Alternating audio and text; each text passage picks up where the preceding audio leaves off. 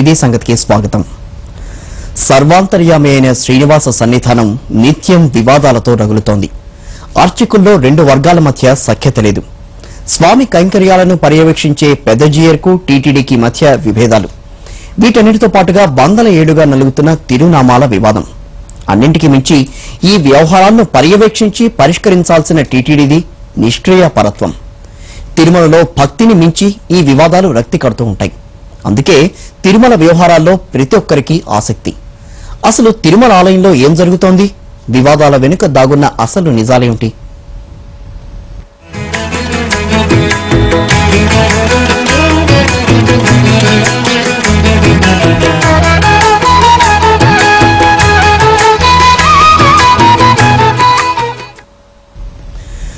తిరుమలేశునికి నిత్య కైంకర్యాలు చేసే అర్చకుల మధ్య చిచ్చు రాజుకుంది.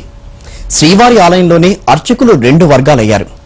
ఓ వర్గంలోని ప్రధాన అర్చకులంతా మరో ప్రధాన అర్చకుడు రమణ దీక్షితులపై సాక్షాత్తు ముఖ్యమంత్రికి ఫిర్యాదు చేశారు.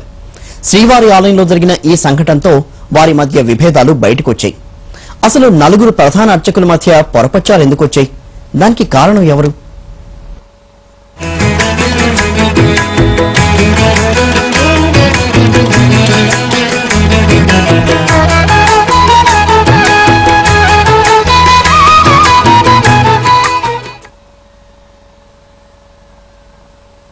తిరుమలలో పూజా విధానాలన్నింటినీ రామానుజ సాంప్రదాయం నిర్దేశిస్తుంది.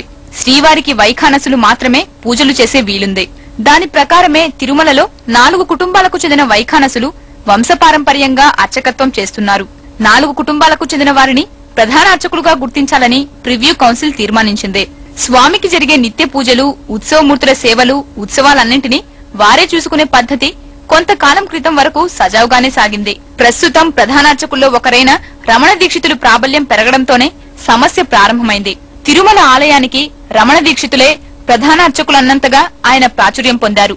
ఇది మిగతా వారికి ఇబ్బందిగా మారడంతో వ్యవహారం ఇటీవల తిరుమల వచ్చిన వైఎస్ వరకు వెళ్లింది. దానిపై వారంతా ముఖ్యమంత్రికి వినతి పత్రం కూడా ఇచ్చారు. రమణ దీక్షితులు ఒక్కడే ఈ గుడికి సంబంధించిన ఆయన, మిగతా ఎవరు ఈయనకు సంబంధం లేదనేటటువంటి ఒక స్టేటస్ ని ఆయన బయటకు తీసుకొచ్చారు. అక్కడే విభేదాలు ఏర్పడ్డాయి. అంతకుముందు మాతో ఆయన కలిసి ఉన్నప్పుడు ఏ విభేదం ఎవరికి లేదు.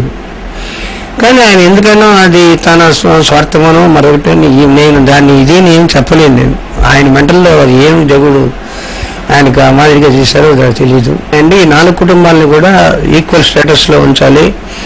కానీ అది ఆ పద్ధతి ఎందుకు వచ్చింది, ఇప్పుడు ఎందుకు అది మారింది. కాబట్టి ఆ పద్ధతినే కొనసాగించాలని ముఖ్యమంత్రిని అర్థించడం జరిగింది. మాకు అన్యాయం జరిగిందండి 3 కుటుంబాలకి, 3 కుటుంబాలని కూడా మీరు న్యాయం జరిపించాలి అని అంటే వెంటనే ఆయన సానుకూలంగా స్పందించి ఈవో గారికి ఈ 3 కుటుంబాలకు కూడా న్యాయం చేసి అందరూ ఈక్వల్ స్టేటస్ లో ఉండాల్సిందిగా చూడవలసిందని ఆదేశం చేశారు. అర్చకుల మధ్య వివాదం ఇంత తీవ్రతరం కావడానికి తిరుమల తిరుపతి దేవస్థానం బోర్డు చర్యలే కారణం.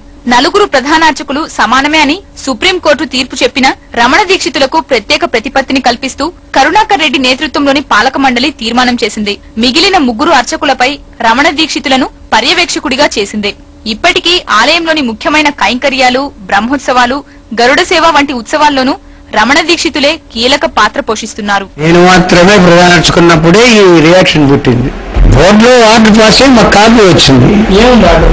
ఆర్డర్లో మరి రమణ దీక్షితులు అన్ని ఆయనే చూసుకుంటారు, మీరు మిగతా మిగిలిన ప్రధాన అర్చకులు మీరు సూపర్విజన్ చూసుకోవాల్సింది, పుట్టే గుడిల పైనంతా వాచ్ చేసుకుంటూ ఉన్నామని ఇచ్చారు.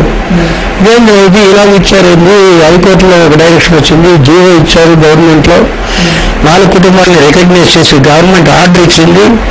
మరి అవన్నీ ఉండేటప్పుడు వీళ్ళట్లో ఇచ్చారని చెప్పి అవన్నీ పెట్టుకుని వెంటనే నేను హైకోర్టులో రిట్ ఫైల్ చేశాను ఆయన పైన. 4 ప్రధానార్చకులలో రమణ దీక్షితులకే ప్రత్యేక ప్రతిపత్తి కల్పించడం వెనుక అనేక కారణాలున్నాయి. రాష్ట్రంలో కాంగ్రెస్ ప్రభుత్వం అధికారంలోకి వచ్చిన తరువాత రమణ దీక్షితులు రాజకీయ నాయకులతో మంచి సంబంధాలు ఏర్పరచుకున్నారు. ఎన్నికల సమయంలో వైఎస్ ఆయన కుమారుడు జగన్ పేరిట తిరుమలలో తన ఇంట్లోనే యాగాలు నిర్వహించి ప్రభుత్వానికి, ముఖ్యమంత్రికి బాగా దగ్గరయ్యారు. ఈ కారణంతోనే రమణ దీక్షితుల ప్రాబల్యం పెరిగిందన్న అభిప్రాయం ఉంది. తిరుమలలో శ్రీనివాసునికి తప్ప మరెవరికీ యాగం నిర్వహించకూడదు. దీనిపై అప్పట్లోనే విమర్శలొచ్చాయి. అయినా ఎన్నికలకు ముందు రెండోసారి కూడా ఆయన వైఎస్ పేరిట యాగం నిర్వహించారు. అర్చకుల మధ్య ఇలా వివాదాస్పద పోరు నడవడం మంచి పద్ధతి కాదు. ఎందుకంటే తిరుమల అన్ని దేవాలయాలకు మోడల్ గా నిలవాలా, అన్నిటికీ స్ఫూర్తిదాయకంగా ఉండాలా.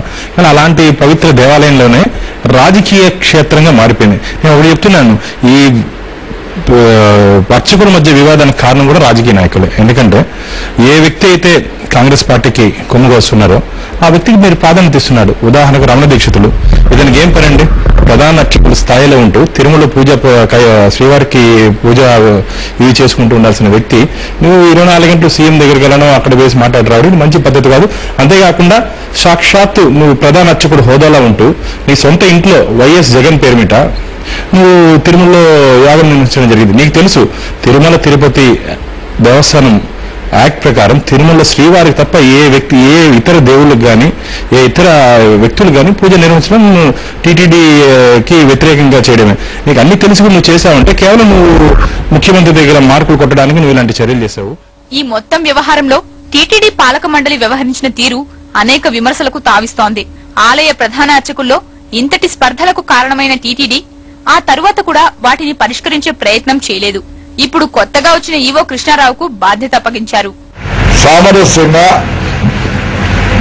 ఈ ప్రధాన అర్చకుల విషయాన్ని పరిష్కారం చేయవలసిందిగా ముఖ్యమంత్రి దృష్టిగా వెళ్ళింది కనుక వారు పరిష్కారం చేయమని చెప్పడం జరిగింది. ఇందులో ఏవో మార్గపత్తి ఇవ్వడం జరిగింది. అందువల్ల తప్పకుండా వారి యొక్క అభ్యర్థనని పరిశీలించి వారికి న్యాయం మాత్రం సమకూరుతుంది.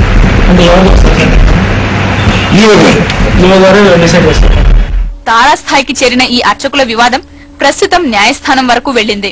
రమణ దీక్షితులకు కల్పించిన ప్రత్యేక ప్రతిపత్తిని రద్దు చేయాలంటూ ఆయన వ్యతిరేక వర్గం కోర్టులో పిటిషన్ వేసింది.